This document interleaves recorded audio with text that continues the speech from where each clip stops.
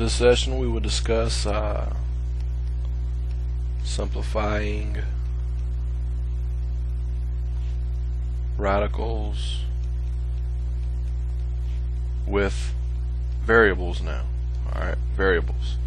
Alright, before we talked about, in one of the previous sessions, we talked about simplifying radicals, and an example of what we did before would have been something like this. And we talked about how, okay, this is the square root of 8, and we want to put it in simplest radical form, and being that 8 is not a perfect square, we'd want to break the 8 down by its factors, trying to find the greatest factor that was on our perfect square list that was given, and we would find that to be a 4, and that would leave us a 2, because 4 times 2 is 8, and 4 is a perfect square. So then we say, okay, well, 4 is a perfect square, square root of 4, it leaves us 2. Square root of 2 can't be broken down any further, so there you have it. You square root of 8 would give you 2 square root of 2. Alright, that's what we discussed before. Alright, but now we're saying with a variable, we're throwing variables into the mix. Okay, so now that we're adding variables, it's pretty much the same. Alright, pretty much the same concept. Okay, so now let's take a problem that looks like 8x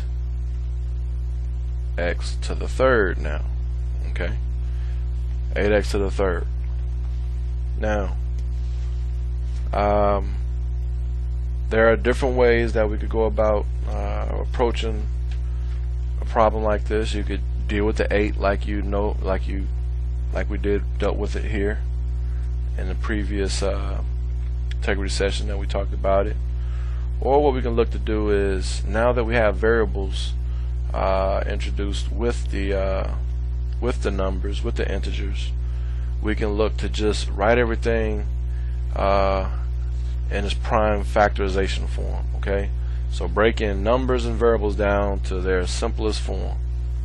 Alright, so 8, okay, 8 is really like saying 2 times 2 times 2, and x to the third is like saying x times x times x. Okay, 2 times 2 is 4, 4 times 2 is 8, x times x is x squared times another x is x to the third. Alright, so this is really this when we write it in prime factorization. Alright, prime factorization. Okay, and I'm just telling you prime factorization, just showing you that we've broken these components down to their essentials. Okay, alright, 2 can't be broken down any further, x can't be broken down any further. Okay, so now, because we're talking about a square root radical, tell yourself that square root, you pull stuff out in pairs. Alright, when you're talking cube root, you pull stuff out in triples. Okay, so to pull something from under the radical outside it, for square roots, you have to pull those items out in groupings of 2, in pairs. Okay, for a cube root, to pull those items out, you have to pull them out in groupings of 3, or triples. So in other words, this is square root, so I'm looking for pairs. So I see a pair of 2's right here, I see a pair of x's right here, so I can pull this out and I can pull this out. Alright, because they're pairs. So this is a pair of 2's, so I can pull out a 2. Here I have a pair of x's, so I can pull out an x. Alright, so a pairing results in just one representation of that pair. So there's a pair of 2's, which is just 1 2, a pair of x's, which is just 1 x. Then I write my radical and I write what's left. Alright, and what's left is this 2 right here and this x right here. Okay, so 8x cubed ends up being simplified to 2x times the square root of 2x. Alright, so there you go. Okay, and again, it's understanding this and this. Square root, we pull stuff out in pairs. Cube root, we pull stuff out in triples. Alright, so whatever the root is, whatever the radical is, if it was fifth root, then we pull things out in groupings of 5. Alright, so on and so forth. Okay, so let's look at another one. Let's say we have square root of 45 x to the third y to the 7th. Okay, well, I know 45 is really like saying 3 times 3 times 5, because 3 times 3 is 9. 9 times 5 is 45. Alright, x, x, x, there are my 3 x's. Y, y, y, y. Alright, so there are 7 y's. 1, 2, 3, 4, 5, 6, 7. 7 y's.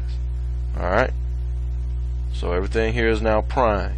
Okay, can't be broken down any further other than by itself in 1. Alright, so now, because this is a square root radical, I pull out in pairs, groupings of 2. So here's a pair, so I can pull that out. Here's a pair, so I can pull that out. Here's a pair, that can come out. Here's a pair, that can come out. Here's a pair, that can come out. Alright, so I have a 3 that got pulled out. I have an x that got pulled out. And I have 1, 2, 3 pairs of y's. So I write my y and I say I had 3 pairs of y's that I could pull out. And then I write what's left, which would be the square root of that 5, that x, and that y. Alright, so your answer, 3x y cubed square root 5xy.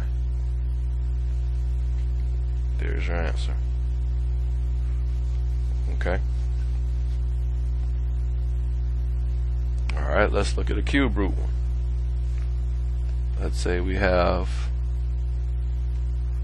the cube root of 40 x to the 4th y to the 8th. Okay, cube root 40 x to the 4th y to the 8th. So now we break it down prime. 40 is like saying what, 4 times 10, and 4 is like saying 2 times 2. 10 is like saying 2 times 5. Okay, so 2 times 2 is 4, 4 times 2 is 8, 8 times 5 is 40. Alright, and we have 1, 2, 3, 4 x's. There are my 4 x's. And 1, 2, 3, 4, 5, 6, 7, 8. There are my y's. Okay? Alright, so now, because it's cube root, I pull out in triples. Alright, or groupings of 3, because it's cube root. So now I look and I see my 2's, and there's a grouping of 3 2's. So I can pull out a 2. Look at my x's. There's a grouping right there of 3 x's. So I can pull out my x. My y's. There's a grouping of 3 y's. Right here is another grouping of 3 y's. So I can pull both of those groupings out. Alright, so when I look at what got pulled out, I pulled out one grouping of 2's, pulled out one grouping of x's, and I pulled out 2 groupings of y. So when I write my y, I pulled out 2 groupings of them. So that's why I write the exponent 2, and then I write what's left under my cube root, which is this 5, this x, and those 2 y's, which is like saying y squared. Alright, so again, 2's, there's my 2. Grouping of x's. Alright. Grouping of x's gets pulled out. 2 groupings of y, so I write y squared. What's left is the 5. This x right here, and these 2 y's right here. And that would be your answer. Okay? Alright. Let's continue doing some, but let's put them in quotient form. Alright. So let's look at one like, let's say we have one like square root of 5 over the square root of 12a cubed. Okay. Alright, so this is what we have here. Now, we talked about rationalizing the denominator. Okay. We talked about that before. We didn't have to deal with the variables, but we talked about rationalizing the denominator. Got to get rid of the square root down here. So I'm trying to think of what can I get 12 to. That's on my perfect square list. Alright, and when I think about it, 12 can't go to 25, it can go to 36. Alright, 36 is a perfect square. That's the first perfect square that 12 goes into. So 12 times what will give me 36, and that is a 3. Now remember, for square root, now that we're talking about variables, for square root we need groupings of 2. Okay, so I already have 3 a's. Alright, but I need them in groupings of 2 in order for them to all be pulled out from under the square root sign. So I need to say another a, because these 3 and this 1 would be 4 a's, and that would be like saying 2 groupings of 2. Okay, so now I figured that that's what I want in the denominator, so I'll do the same in the numerator. And when I multiply in the numerator, I get 15a under the square root sign. In the denominator, I get 36a to the 4th, right? Now, up top, it stays what it is, your 15a. Excuse me, didn't mean to write that there. Stays your 15a. Alright, down bottom, what we're looking at really is what? 2 times a 2 times a 3 times a 3 times a times a times a times a, right? That's what we're looking at based on what we just learned. And we said we can pull stuff out as long as in groupings of 2. There's a grouping of 2, so that will come out. There's a grouping of 2, that will come out. There's a grouping of 2, that would come out. There's a grouping of 2, that will come out. So we've achieved our goal, which was to get rid of the radical, because everything in the denominator comes out from under the radical. So when we look at it, we end up with 15a in the numerator, and in the denominator we pull out a 2, we pull out a 3, and we pull out 2 a's, 2 groupings of a, so that's like saying a squared. And 2 times 3 is just a 6, so 15a under the square root 6a squared. No radicals in the denominator, so now we're fine. Okay, so there you go. Now you don't have to go this route. Alright, if you see that this square root of 36 is 6 and the square root of a to the 4th is a squared, right, because the groupings are 2, then go straight there. I just did this to relate it back to what we did before, in case you needed to do that to draw the connections between the previous lesson and this. Alright, so look at another one. Let's say we have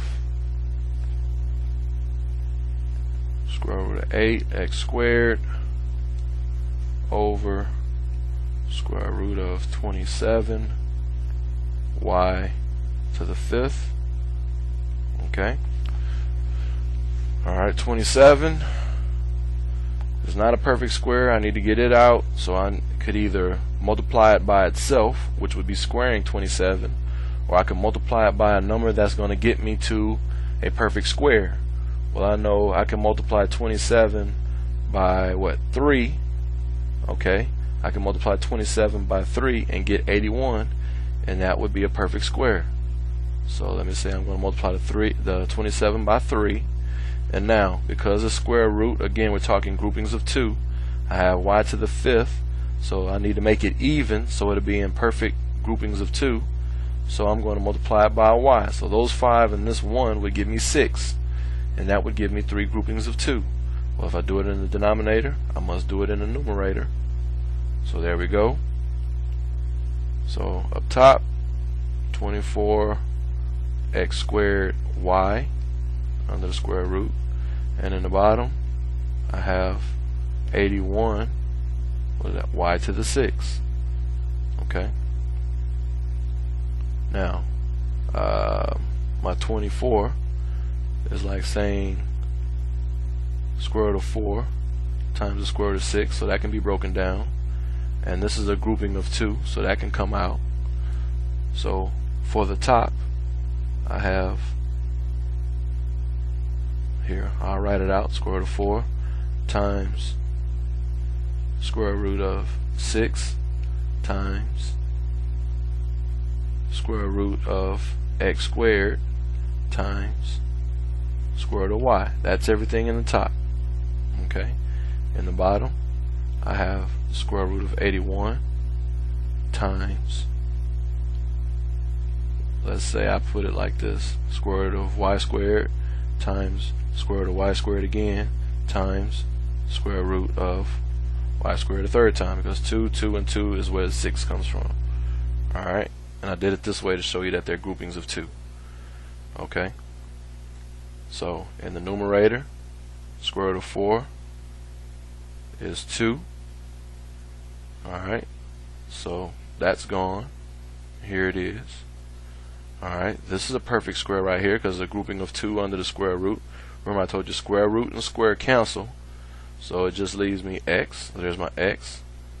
Alright, so I've gotten that knocked out, and I'm left with a 6. 6 can't be broken down any further, and a y, it can't be broken down any further, so I leave them under the square root sign. 6 and y.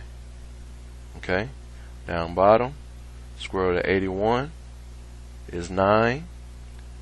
I have the square root of y squared, so those cancel and leaves a y. Square root and square cancel, leaves a y there. Square root and square cancel, leaves a y there. So that's y to the third, or 3 groupings of y that are left. Okay, so your answer is 2x square root of 6y all over 9y cubed. Okay, 2x square root of 6y all over 9y cubed. Let's see, let's do a couple of cube root problems. Let's say we have 3 over the cube root of 4x. Let's do this one. Alright, so now cube roots, so I need perfect cubes and groupings of 3. Okay, well I have a 4, so I can either multiply 4 out 3 times, 4 times 4 times 4, okay, by itself 3 times, 4 times 4 times 4, or I can just say 4 times what will get me to the closest perfect cube. Well, I know 8 is a perfect cube, so I can say 4 times 2, so the cube root of 2, that'll get me to an 8, which is a perfect cube. Now I have 1x, but I need them in groupings of 3 because I'm taking the cube root, so I need 2 x's over here, so I write x squared. Alright, so the 4 times the 2 gives me an 8, which is a perfect cube. This 1x and these 2 x's gives me 3 x's, so I can pull out a grouping of x because I'm looking at the cube root. Alright, whatever I do in the denominator, I must do in the numerator, and this should not be an equal sign. I'm actually multiplying. Alright, so I write my 3 there, 2x squared, so I end up with up top 3 times the cube root of 2x squared, because 2 is not a perfect square, and I can't pull the x out because I only have 2 of them, and I need a grouping of 3 to pull the x out. So I can't do anything there. And in the denominator down bottom, I have the cube root of 8x to the third, and we know 8 is like saying 2 to the third, and this is x to the third. So we break this down. Alright, by saying cube root of 8 is 2, cube root of x to the third is x. And we've gotten rid of the radical in the denominator. Alright, because both of these are perfect cubes. Right, groupings of 3. Because 8 is like saying 2 times 2 times 2. There's a grouping of 3. X cubed is like saying x times x times x. There's a grouping of 3. So the radical disappears because you pulled everything out in a grouping of 3 for cube root. So this would end up being your final answer. 2 cube root 2x squared all over 2x. Okay. Alright.